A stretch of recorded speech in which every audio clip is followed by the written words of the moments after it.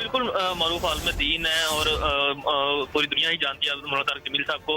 और उनको आज कुछ देर पहले ही उनके करीबी जो अफराद हैं उनके साथ रहने वाले, उन्होंने भी बताया है कि उनको हार्ट अटैक हुआ है और वो दिल के आर्जे में जो है वो चले गए हैं। और उसके बाद उन्हें पूरी तौर पर निजी अस्पताल मुंतकिल किया गया है और अस्पताल जराए का ये कहना है कि आज 2 बजे के करीब उनकी एंजियोग्राफी की जाएगी।